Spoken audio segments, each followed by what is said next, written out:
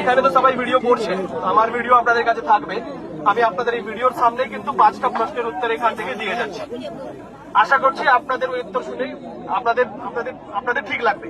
একটা হচ্ছে, উনি যেটা আমাকে বলেছেন যে সেম পরিবারের বাবার নাম আছে, ছেলের নাম কেটে গেছে, ছেলের নাম আছে, বাবার নাম কেটে গেছে, বাবার নাম আছে, মায়ের নাম কেটে গেছে, মায়ের নাম আছে, বেটি আছে, ওর নাম কেটে গেছে, এরকম সমস্যা হয়েছে। এখন আমি যদি দেখি এটাকে, বা যে কেউ লোক যদি বলে, এটা কিন্তু হওয়ার কথা না। যদি বাবা ভোটার আছে তাহলে বেটা ভোটার থাকবে, বেটা ভোটার আছে মানে বাপ ভোটার ছিল। এখন যদি কারো এরকম, যাদের যাদের এরকম সমস্যা হয়েছে, অ্যাডজুডিকেশনে বাদ গেছে, হতে পারে কোন একটা কাগজ প্রয়োজন ছিল, ওই কাগজটা হয়তো আপনারা দেননি, দিয়েছিলেন কিন্তু ওটা ঠিক করে দেখতে পারেননি, সেই কাগজটা হয়তো সাফিসিয়েন্ট ছিল না, যে কোনো প্রবলেম হতে পারে, তার জন্য এই সমস্যাটা আজকে হয়েছে।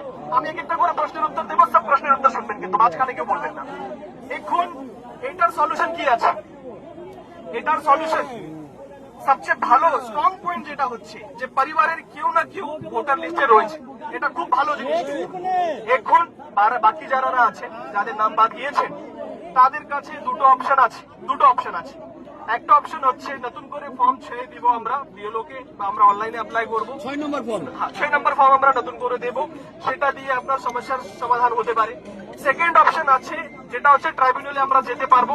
আমাদের প্রত্যেকটা গ্রাম পঞ্চায়েতে একটা বিএসকে আছে, যেখানে বাংলা সহায়তা কেন্দ্র নেই, সেখানে গ্রাম পঞ্চায়েত আছে।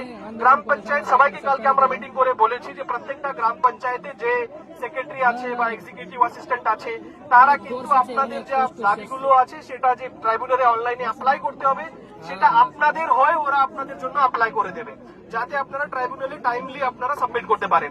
আজকে আমার এই ভাই আমাকে বলেছে যে 15 দিনের টাইম ছিল, 8 দিন অলরেডি পেরিয়ে গেছে, আমি কবে আবেদন করব? তার জন্য আমাদের যে সলিউশন আছে, আজকেই এখান থেকে বেরিয়ে আমরা একটা চিঠি লিখবো, উপরে জানাবো যে এদেরকে টাইম এক্সটেনশনের একটা ব্যাপার ভাবতে হবে। আর সেকেন্ড হচ্ছে, যেটা বলেছে যে ডিলিট হলো, আরেকটা আমার ভাই আমাকে বলেছে যে কেন বাদ গেলাম সেটা আমাকে জানাতে হবে। আমি তো সব ডকুমেন্ট দিয়েছিলাম, লাইনে দাঁড়িয়েছিলাম, আমার হিয়ারিং হয়েছিল, ছবি তোলা হয়েছিল, তা সত্ত্বেও আমার নামটা কেন বাদ গেল এটা কিন্তু জানাতে হবে। এই রিজনের জন্য আমরা চিঠি করব, একটাই চিঠি করব, তার মধ্যে বলে দেব সবাইকে কারণ যাতে জানানো যায়। আর সেকেন্ড হচ্ছে যে টাইম যাতে এক্সটেন্ড করার প্রপোজাল ওরা যাতে কনসিডার করে। তারপরে আমার এই ভাই আমাকে বলেছে যে একটা বুথে 750 জনকে উনি চিনেন, যাদের নাম বাদ গেছে কিন্তু ওরা সব ডকুমেন্ট দিয়েছিল, তাহলে ডকুমেন্ট দেওয়ার সত্ত্বেও কেন ওদের নাম রিজেক্ট হলো?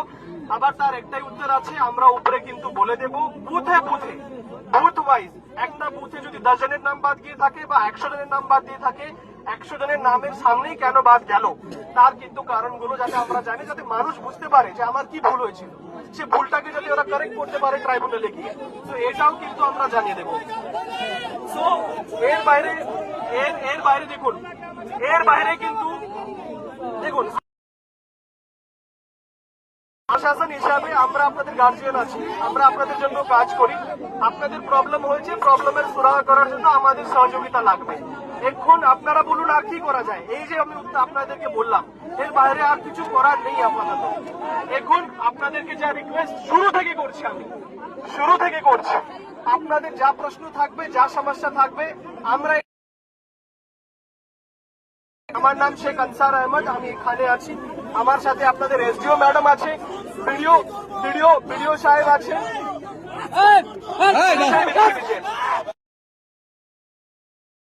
আপনাদেরকে যেটা করতে হবে,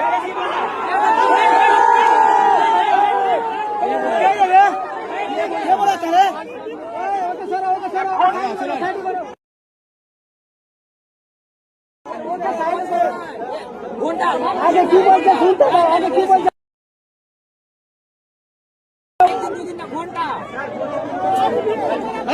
ভিডিও সাহেব তাহলে কিন্তু এর সলিউশন করা খুব মুশকিল। আমি আপনাদেরকে বারবার বলেছি যে আমার সঙ্গে 5 জন এটা চিঠি লিখিয়ে আমরা উপরে পাঠাবো, সামনে থেকে বসি।